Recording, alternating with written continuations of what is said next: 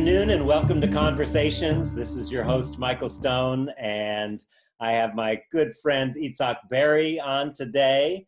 He's an internationally recognized shamanic healer and teacher. He was initiated into the circle of 24 Yachaks by his Quechua teacher in Ecuador and into the healing tradition of his Amazonian Kanawamari Peje teacher, He's also the founder of shamanportal.org and the co-founder of the New York Shamanic Circle. He's on the faculty of New York Open Center at Kripalu. And Itzhak is the author of numerous books, including Shamanic Transformations, The Gift of Shamanism, and Shamanic Healing, Traditional Medicine for the Modern World. He's also a Tita, which means he's my younger elder. Welcome, Itzhak. Oh, thank you so much for having me. It's so good to be with you again. Good to be with you again, too. You're about to go back down to the Amazon again. It's really great. And you're taking a group of people down. We'll talk about that as we get into the conversation. Yeah. You know, I've been really interested in the shamanic tribal ways, the non-dualism, how shamans get their power, and unification, because there's so much divisiveness and so much distraction today and so much finger pointing that we seem to be going in these convoluted circles. So I'm just wondering, given all your many years of traveling to the Andes, your thoughts. Let's talk about first the myth of separation, the idea that we're separate from each other. We act like we're separate from our body, the way we treat them. We're separate from the natural world and the elements. Talk about the shamanic perspective on this interconnectedness. Well, in the Andes tradition, the apprenticeship program to become a shaman is a long process, and I did not take the same kind of road because I'm a gringo that came into it. But when you are an indigenous person who on that path, you spend 1 year working with the elements of water, and then 1 year with the element of air, and then 1 year with the elements of fire, and then 1 element with the element of the earth, and then after you are totally embody the elements within yourself, within your body, you really have an intimate relationship with all of those elements. Then you become you are introduced to the element of the Ushai, which is the 5th element. And that really what you are talking about is that we are not separated. Our body cannot live without air or without water or without fire or without the earth within our body. But there is another element there, the 5th element that combine all of that, is the unifying element that brings all of us together. And I think that that's incredibly important for people who are rushing to become shamans without understanding that we are connected, that we are all one, we are all the same, that we are all containing all 5 elements. And in order for us to be effective leaders or effective healers and effective shamans, we really have to embody those elements within ourselves and to understand that everything in the universe is all connected into the Ushai, into the 5th element. Mm-hmm. It's interesting how modern physics, quantum physics, is now showing without a doubt that everything is connected and everything affects everything else and impacts everything else. Unfortunately, neither shamanism nor quantum physics has entered into the cultural conversations, global cultural conversations, and we seem to be getting farther away. One of the things that I noticed, especially working in the corporate world, is how disembodied we are. And you talk about, a year with water and a year with air and fire and going through the elements. But it's also very much about, that is what constitutes the body. but it's also that we're so separate from our bodies, just to start with. And I know a lot of people go to South America to have a medicine journey. And of course, we've done medicine journeys together. And I'm talking specifically about ayahuasca or Don Pedro or some of the other kinds. But they have out-of-body experiences often, or just shamanic journeying people have out-of-body experiences, and it's a very in-body thing. I don't know how people produce any real results, which of course shamanism is a practice of producing results without being in their body. What do the people in the Andes say about, you know, they're so naturally in their body? You watch them walk through the jungle and it's amazing. Well, you're right. They are born with the idea that we are all part of nature, that we are not separated. You know, in all our literature, in all our religious teaching, we are saying that God chose the people, or the men, or the humans, to be better and more sophisticated version of the animals. You know, so we are growing with this elitist feeling that we are better than anything else on this earth. And then everything else on this earth came here to serve us. So we grow up really believing in that nightmare that that we are better than other people, or better than the other animals, that we are better than anything, that that we deserve to have. And some people really believe in that, and they create evil because of that belief. And in the indigenous cultures, they teach children from very early age that they are part of the universe, the weaving of the universe. They are part of nature. They are part of the trees and the weather and the animals and the birds and all of it. There is a dialogue that, or dance, that goes between all of those, everything that is alive, and everything is alive in the shamanic tradition. That is that there is a give and take. There is a cooperation. There is interdependency between all of it.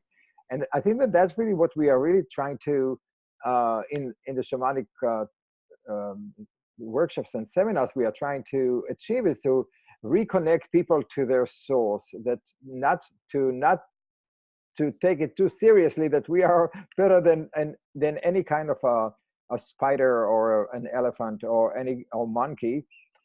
We are really not. I mean, we have, each of us here have a specific mission on this earth, and we need to really honor those missions for all of those creatures that were God created here on this earth. That we're not really any special, and many people trying to always to figure out what makes us so special, what makes us so special, that we dream that we have consciousness, that we have six sense, but many animals have the same thing. And not only that, but many animals have senses that are we even cannot really comprehend, because they are so sophisticated and so beautiful, and they see the world in a totally different way. But so we say that human can build cities, but who needs to build cities? Look at the ants. The ants build cities underground that serves larger amount of animals than we do, and they do it in a nice way. And they don't spoil their own nest. Exactly, and they share. So you know, that belief that, and I think that that's really the first scene, is that the belief that humans are better than other creatures on this earth, that we deserve to kill them, to use them, to harvest them, to be separated. And that belief, I think, that is so rooted in our culture, in all our literature, that really this is the root of all our separation and many of our illnesses with the earth. I mean, you remember we went to different communities in the Andes, you don't see people, young children, sad or crying or yapping and or demanding. You see They, some of the older ones doing that, but but but they, I think that they. I'm not saying that everything is perfect there, of course right. not. But I'm saying is that they learn to be self-sufficient. They learn to be walking the jungle or walking the mountains independent. They understand nature. They understand who they are in nature. They understand the wholeness in all of it. So, what are some practices, Itzhak, that we can use to cultivate that interconnectedness, that sense of interbeing, not only with other people, but with, the tree people, the stone people, the earth, the water, the sky, the sun?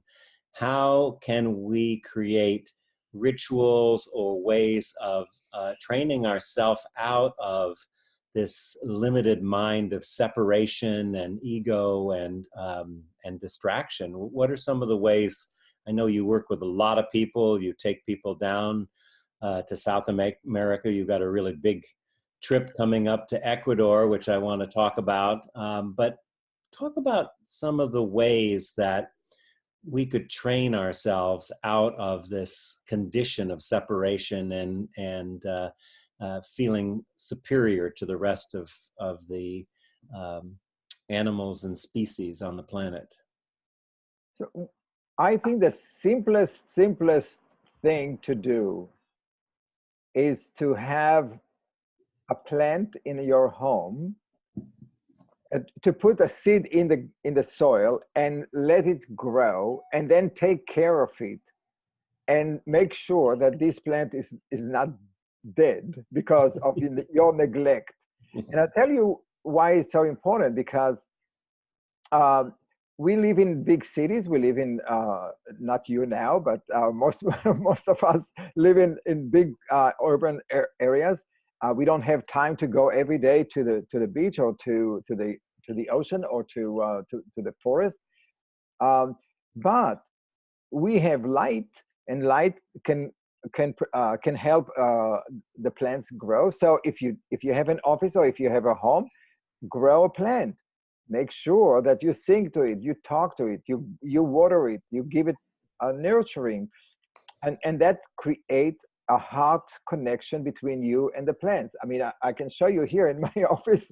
I have a lot of green plants, and part of it is because they block negative energy and they process more oxygen into my office, especially when I do a lot of healing. I need to discharge that. But part of it is that this is my connection to the plants, and I sing to them, and I speak to them, I water them.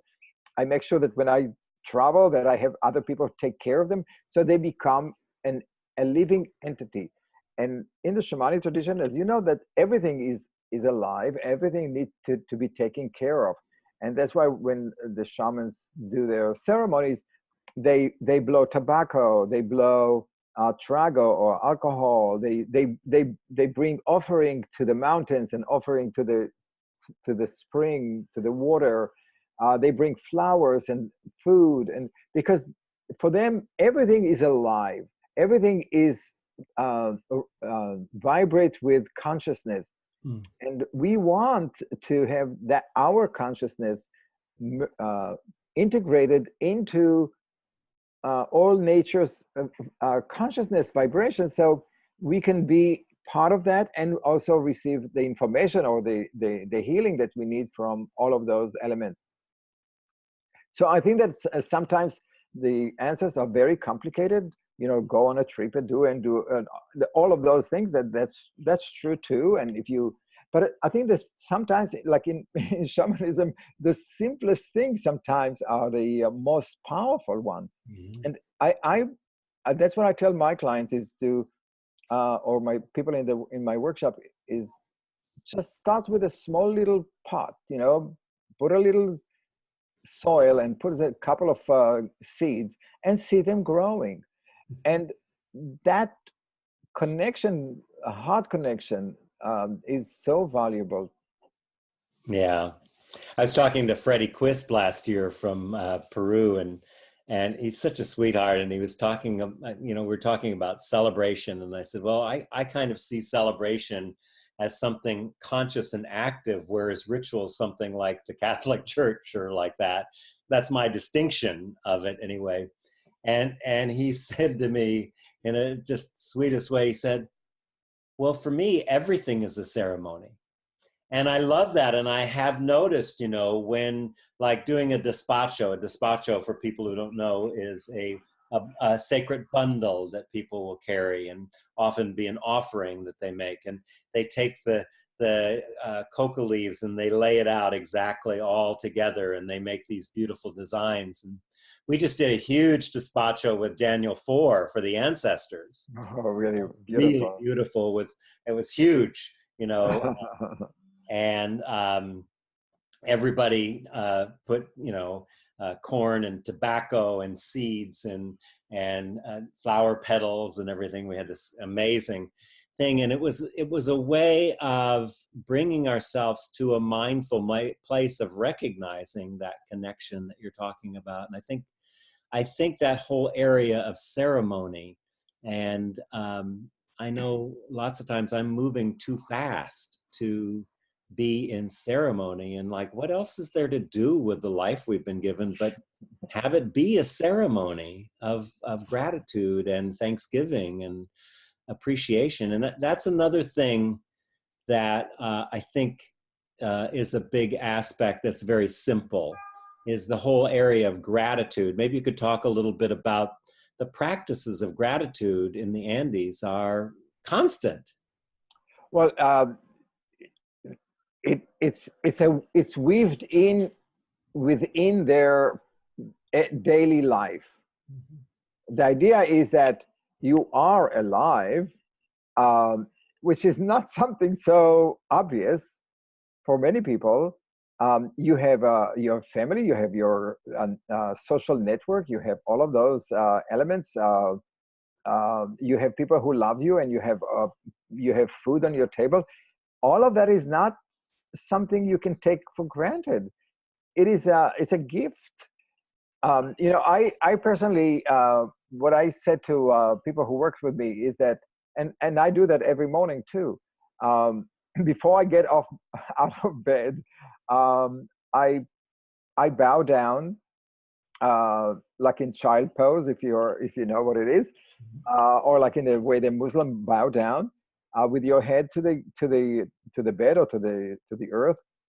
And I give thanks to every person that comes to my mind, and mostly for the people who hurt me the most, or people who I didn't feel treated me well. And I give gratitude to all of those, because all of those are my teachers, and all of those are people who helped me to realize who I am today. Without them, I would not be the person that I am today. And sometimes it's a terrible things to say to yourself, but it really keeps you in focus, to understand that everything that happened in your life, everything that comes your way, it is all a gift. It's all a way for you to move forward, to experience your godness and your life purpose here on this earth. So gratitude to me is probably the most important aspect of teaching of shamanism. To be able to give thanks to but every moment of your day, you remember I had a book, it's called Shamanic Transformation, and I asked people, many famous shamans all around the world, to kind of like isolate a moment of awakening, that they can really see that the veil took off from their eyes. And I got an incredible amount of beautiful accounts like that. But I also got an account from an indigenous person who said, we don't have that. Because every moment is a moment of a miracle, a moment of transformation. And I like to live life like that. That every moment, every incident, every conversation we have to now together, seeing you here is a miracle. I mean, just imagine that can sit in two different parts of the world and talk to each other in such a heartwarming way without any feeling of separation. It is a miracle. Yeah, yeah. So living like that, I think that this is really very important for all of us, is to really feel that we are in gratitude. Yeah, and that it is a miracle. It Yeah. truly is. I think it was Einstein that said either everything's a miracle or nothing is, you know. It's like you say, here we are talking. I'm in Canada, you're in New York, and you could just as easily be in the Amazon or in Yeah. Israel. It happened, you know. It has happened, that's right. So along with gratitude, and I think a doorway to gratitude that, you know, and this is just not Andean wisdom, but is the whole area of forgiveness, you know, starting with ourselves. Um, and we think that forgiving people is for them, but it's really kind of to clear the energy and be able to be present and be able to be grateful. And you know, there's a close relationship, of course, a parallel between presence and gratitude. But if you're holding grudges, if you're, or if you did something to someone else and you need to ask for their forgiveness, or if you need to forgive yourself. I mean, those are the three aspects I always see and work with people is, you know, where have you not been able to forgive yourself, another, or be forgiven? And sometimes someone won't forgive you, and you have to then do what? You do ritual and practice to do that. Talk about that area, because that's really an access to gratitude. Well,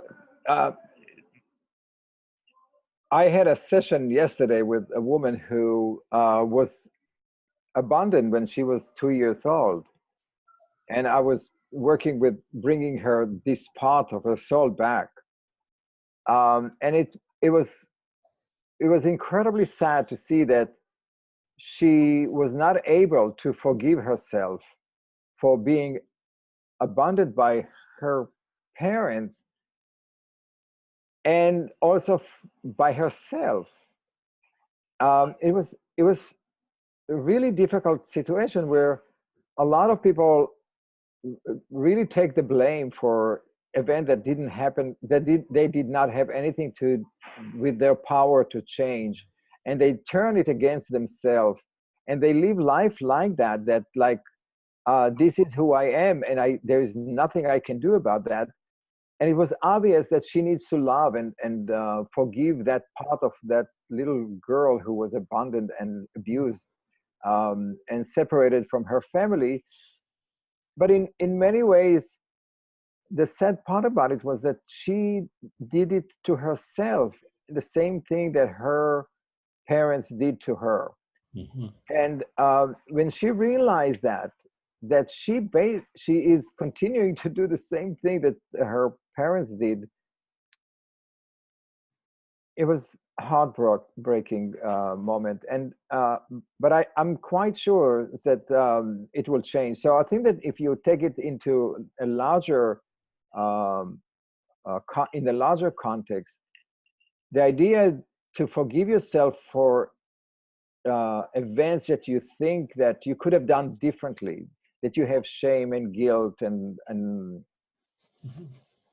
it is so important. At the end, only you can really only change that. You can only forgive yourself, because nobody really care, because they all have so much baggage that they carry themselves. They would not do what you need to do. So that's what I think is so important, to do the inner work, to understand that the world is not fair, and the only person that can actually change that is you.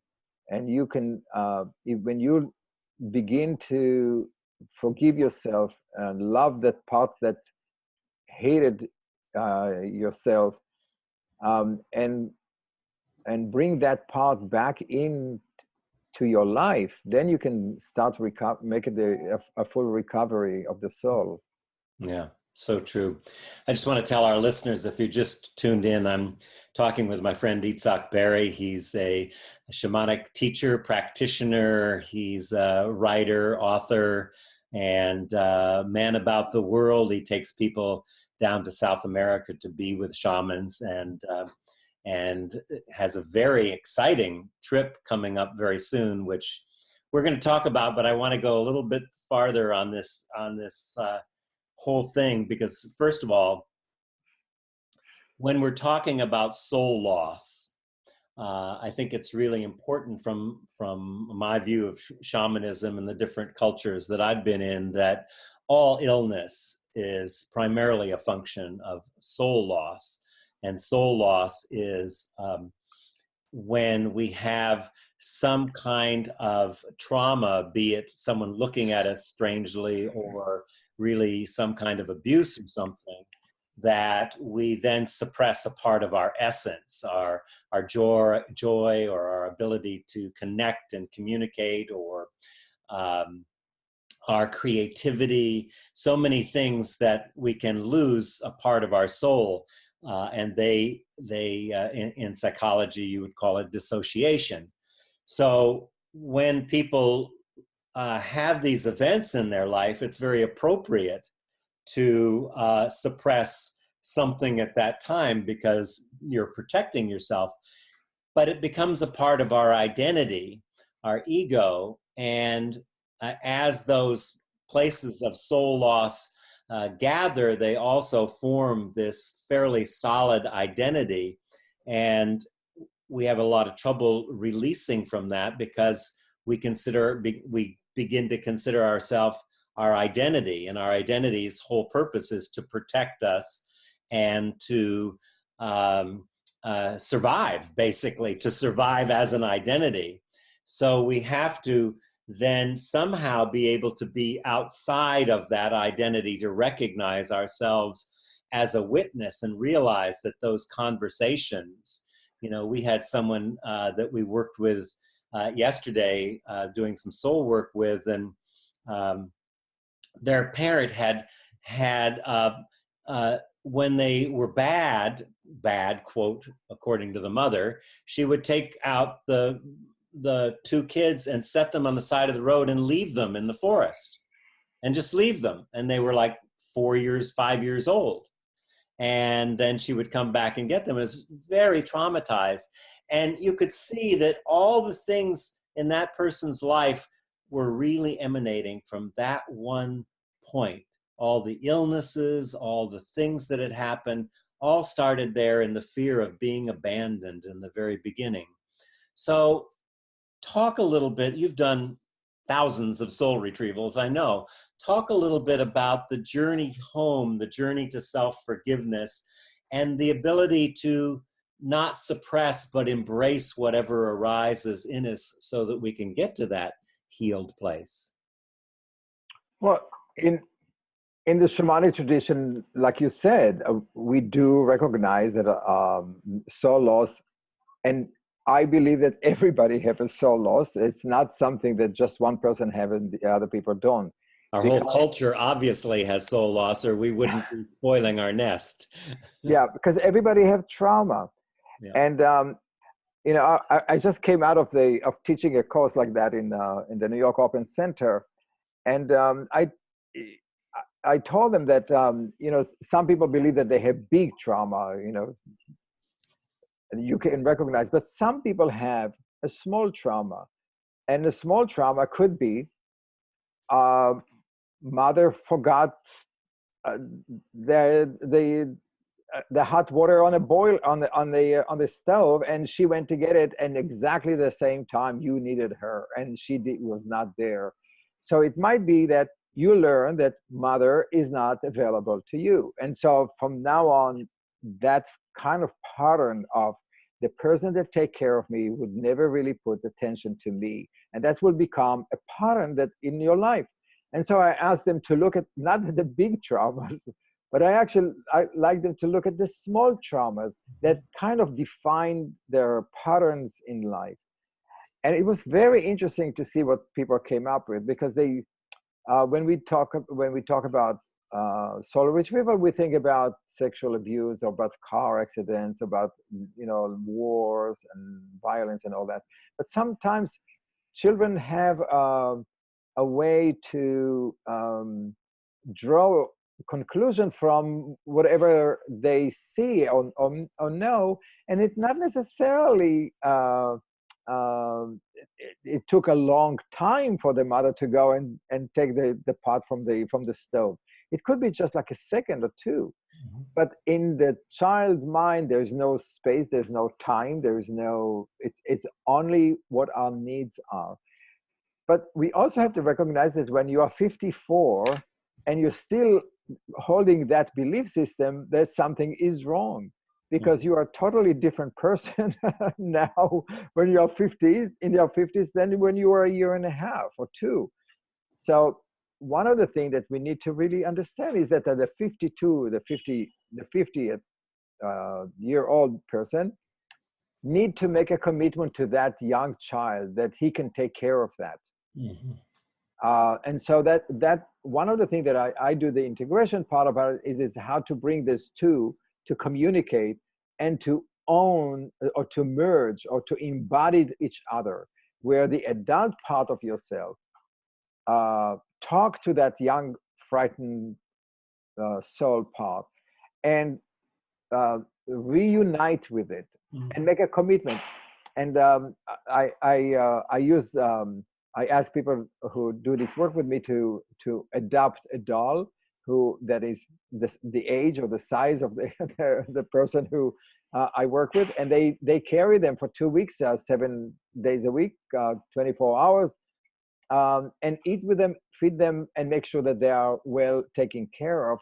And miracles happens with that. When you are the adult part of yourself are able to take care of that younger part who was traumatized, it totally changed the world. It really changed the way you see people, that you understand what happened, and your sense of of compatibility. So I think that is incredibly important. And we always talk about soul loss as in one-on-one person, but I have to also mention that soul loss could also be political, or in our social structure too. We are now in the midst of a huge soul loss, Massive a massive soul soul loss that we are dealing with it now. There is no adults in the house. It's only children running around with traumas. So one of the things that I think that it's, for us, it's important for all the titans, for all those people who are doing this shamanic work and initiated into this work, to play the adult, and to help those frightened children who are running around and harassing other people, and immigrants and women and gay people and all of those people, to understand that this is not an adult way of doing it, and then there is a better way of doing it. So soul loss is really the soul loss caused by trauma or by misconception of events, is really the source of a lot of evil work that is done in this world. Mm. So much in what you said there. Let me just unbundle a couple things that I think would be important to talk about. And again, I'm talking to Itzhak Beery, shamanic practitioner and teacher, about the role in shamanism in our healing the separation and divisiveness and moving towards unification. And one of the first things you talked about, you mentioned the beliefs. Well, you know, those things, those early traumas are what form our beliefs, in addition to our culture and our family and our ancestors, which I, if we have time, like to talk a little bit about. Um, so to really begin to question our own beliefs is really essential in this, and to look and see if they're working for you and if they're providing happiness and joy and prosperity and those things. And if not, really to examine those beliefs. But one of the most fundamental beliefs you mentioned about someone seeing something's wrong, I think that particular belief is fundamental to the human condition, at least in North America or the West. That fundamental belief that something's wrong, and that when we wake up in the morning, we begin to scan for what's wrong, much more than looking for what's beautiful or what's right or what's available. So I think that's an important point to recognize and begin to look and see how much we see the world through the eyes that something's broken, something's wrong, something needs to be fixed. Either me, you, or Donald Trump, or somebody needs to be fixed, certainly, because there's something very wrong here. What are your thoughts about that?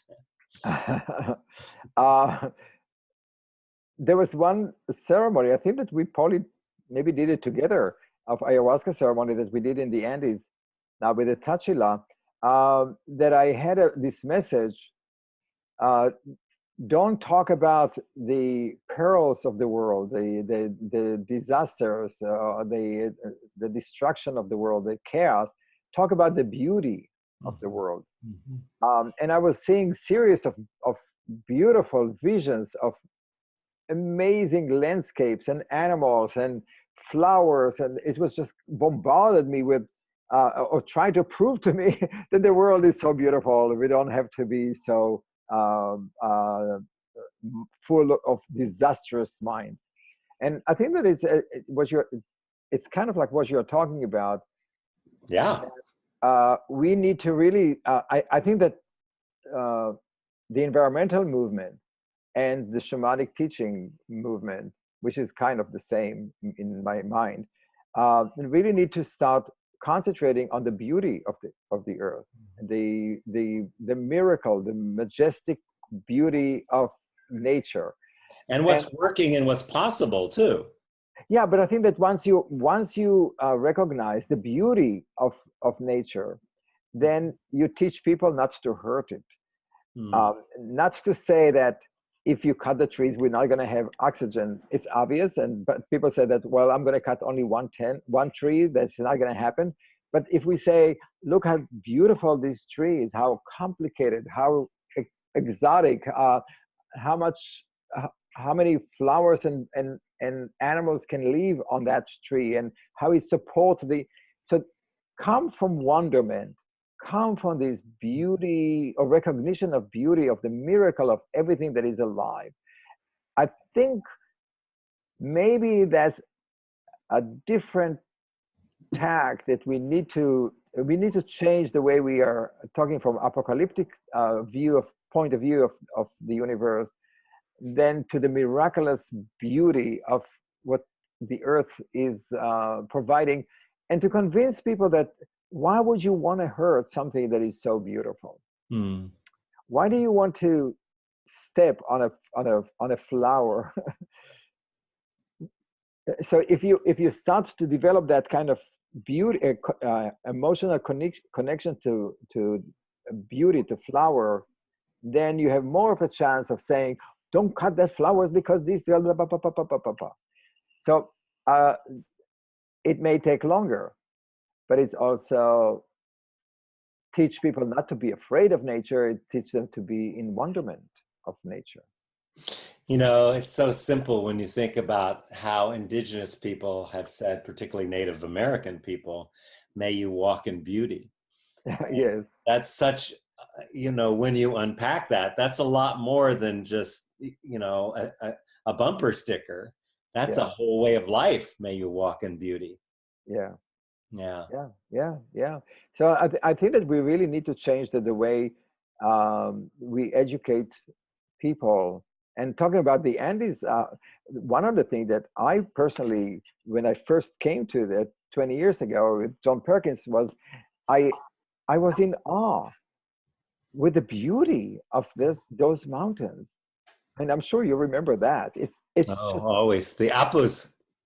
yes, and it's such an heart opening experience to be breathing this air and looking at the skies and seeing these condors and seeing those top of the summits with the snow. It takes you to a whole different philosophical, spiritual existence.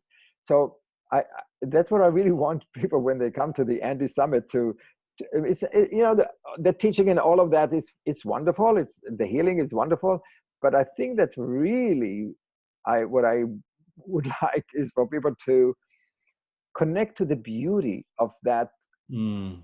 or the miracle of that earth, and that's really what changed people's life. Like we were this January, I took a group to the Sequoia in the Amazon, and we did a ceremony and all that. But I think what really changed people's life is just hanging out in the jungle. Yeah. Isn't that true, right? Marielle's been wanting to go back ever since we went there. She could just live there so easily. And I remember actually my first memory of the Andes is when I flew into Cusco, and I actually looked out the window and I had tears running down my face. I was so moved by the power of the Apus and the beautiful snow-covered. I mean, it was just all around us. And you're going to take a trip. So let's talk about this wonderful trip you've got planned. It's really an amazing opportunity. And I don't know of very many that I've ever heard of like this. So tell us about this whole trip that you're doing. It's called the Andes Summit, Mm-hmm. which is a shamanic gathering. I mean, probably the first of its kind that ever was attempted to do. And I think that it was, maybe I was a little naive even to try to put it together. But it came from the request of my teacher to bring the son and daughters of the eagles to come and dance with the son and daughter of the condors in their land in Ecuador. So a lot of us, they do shamanic work. They've done all kind of training with different teachers in the United States and Europe, but they never really met with indigenous shamans and never been to ceremonies that is initiated by indigenous people in their land. They might have done that, all these ceremonies in the United States or Europe, but they never done it in the land. And there is a huge difference between doing that in the land where all this culture came from, than to do it in a room in the hotel in some big city. So what I did is I asked 10 of the most powerful shamans in the Andes that I know of, and all of them which I worked with, that I experienced their healing, to come together to one place and to have 2 days of the full master classes, so they can teach, they can talk about the work that they do. They do demonstrations, and then we'll have 2 days of healing, and the healing would not done in the hosteria that we're going to be living in, but it's going to be in the shamans' homes. Mm. And if you ever done healing in the shaman's home, you know that the healing is very different, right? Yeah. It's a little messy. It's a little traditional. It's a very powerful experience, and also doing it with a witnessing of the group as a supporting entity, which is like traditionally done. So we have the elements of the most powerful shamans of the high Andes in the area there. We have healing sessions. We have arts and crafts and music groups that comes there to share their tradition. And we're going to take people to the villages to participate in the solstice ceremony, the Inti Raymi, which is the sun celebration ceremony that is thousands of years old tradition that none of us really had opportunity to experience. I went there last year to experience that myself, and it's just an amazing thing to dance for hours with the indigenous people there in the mountains. Wow. It's a beautiful experience. So, and then we're going to walk to Lake Mohanda and to the waterfalls, and for all of those beautiful nature treasures that you have there. So what I try to do in 1 week, which is a little too short from my point of view, is to bring a cultural immersion that shamanism is not separated from the place where it's born. Mm-hmm. It's not separated from the mountains, from the lakes, from the trees, from the jungle. And I'm not saying that we cannot practice it here in my office in New York City, but when I practice it in New York City, I bring those spirits with me. And it's very important for anybody who is doing any kind of shamanic work or any kind of spiritual work to embody the spirit of nature, of this tradition that they are working with, Yeah. within their work. Mm-hmm. And I call for people, anyone who done shamanic journeys with the foundation, Shamanic Foundation, or anybody, to experience that power that comes with being connected to the plants and to the trees and to the mountains and the lakes. And you can only sense it when you are working with indigenous shamans. And it's also very exciting that to have indigenous shamans that are in their late 70s, they're most likely not going to be here very, very long, and to learn from them, to see how they work so intimately involved with embody the 5 elements that we started our conversation with. They really are the embodiments of that unity of shamanism and nature, the oneness. It's hard to put it in words, you know. It is. You almost have to. I mean, it's we have many examples, of course. But I was just sharing with somebody yesterday about after we'd been with Don Jose Joaquin, and we were between the 2 volcanoes in this incredible farm that he has right between Umbambura and Cotopaxi, the 2 most sacred. And there we are with him doing this cleansing ceremony, this Olympia ceremony. And it was just an amazing ceremony. And then at the end, he says, now, if you need help, you can call on Umbambura, and Umbambura will come and help you. And so off we went then to the Sacred Waterfall. And I'm a little crazy, and I love waterfalls. I lived with one in my backyard for 3 decades. And I would stand under it and take in the energy. And I came around the corner, and here's this 100-foot cascading sacred waterfall. And I just went crazy. I started throwing my clothes off, I'm sure you remember, and running down the hill. And I took all my clothes off, and I ran into the waterfall. Still had my underwear on, but I took all my clothes off, ran into the waterfall. And I was just standing under it, soaking up that beautiful energy after that amazing ceremony, the Olympia ceremony. And I came out, and I realized I couldn't see very well. And I realized my glasses were gone. And and so I went back in. The water was freezing cold, crashing down, but I was pretty used to that. So I looked and I looked for 15, 20 minutes. Then Marielle, the water was too heavy, so she put a toque and a leather hat on and came in there, and we were looking around for maybe 40 minutes because it was the beginning of our trip, and I can't see without my glasses, and we're looking for the glass. And Marielle had looked at the pictures, and yep, there's where you went in, you had your glasses, here where you came out, you didn't have your glasses. And so she stopped after about 40 minutes, and she just said a short prayer to Umbambura. She reached down in the place we'd been searching for 40 minutes and picked up my glasses. Now that's power. That's the kind of power that you get by going on a trip like this. And I wish we were going. What are the dates, Itzhak? Is this June 16 to 23rd. 16 to 23. Uh-huh. And how can people find out more about it? Well, they can. I'll put something up on our site so people can see it there. But Yeah, please do that. It's theandysummit.com, mhm. or they can just email it to us, or just go to the website, or they can email me and I'll give them the information. Tell Yeah, them you heard it on this video too. absolutely. So tell them that you heard it on this program with Michael Stone. It is very important. And, I can't really convince people to come. There are some people who hear about it and their heart tell them that this is exactly the place for them to be. And, I remember you 2 years ago when you went on a trip, your heart told you that really this is the place for you. And I think that that's really how spirit works. Yeah.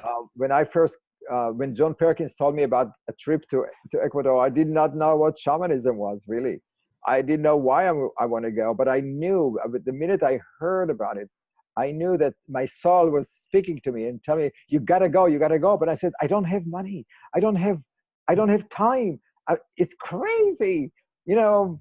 What shall I do? What shall I do? So I found myself going there in spite my family protest and telling me that I'm crazy, that I'm a drug addict, that I'm all kind of different.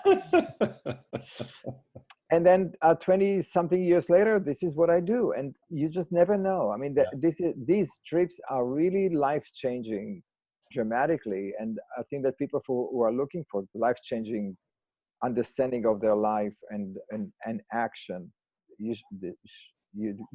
welcome to come and experience that. This is the kind of trip over which you'll never get. No, it's impossible to do because there was never really time that 10 of those shamans come together to be in one place and teach and do healing. And it was just that energy of the 10 people together, it by itself is an amazing experience. Yeah, it's very hard because when you go to Ecuador or Peru to work with one of the shamans there, it's very hard to connect. They need to know who you are. They need to test you. So there's a lot of going on in there. And here you are. You can meet these people. If your heart connects with one of them, you can become a student of that. You can really continue to develop relationship.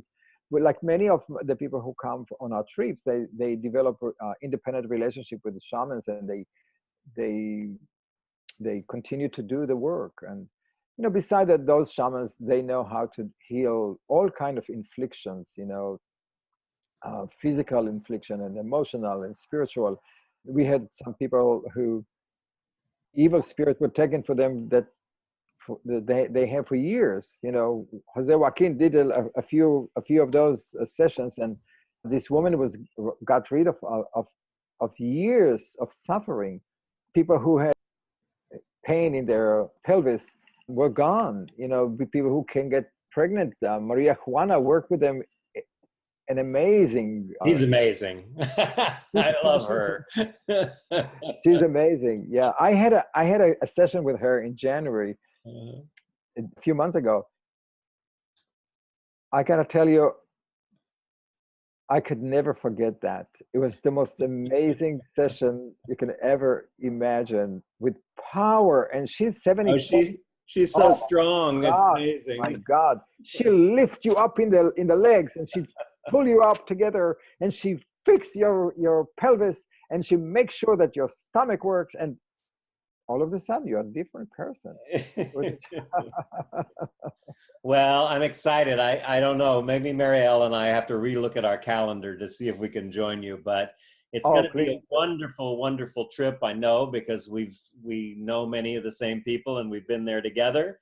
So I just highly invite people to get a hold of us and make that available for people to find out how to do that. Absolutely. And again, you can do your broadcast from there. Yeah. Well, we did one show from there. I know we did.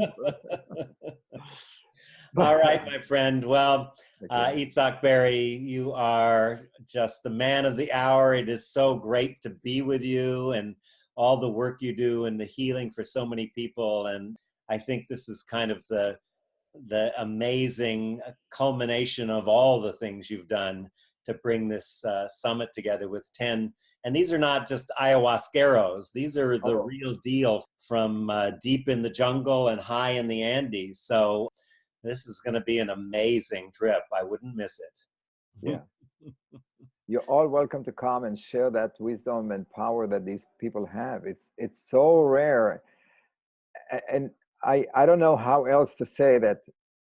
If you ever want to learn from real authentic people who don't really need to apologize for what they do, Yeah. they are there. That's what they do. Please come. Please join us. Mm-hmm. All right, my friend. It's time to go. It's always great to be together, and much love to you. Much love to you and Marielle too. Mm-hmm. Thank you.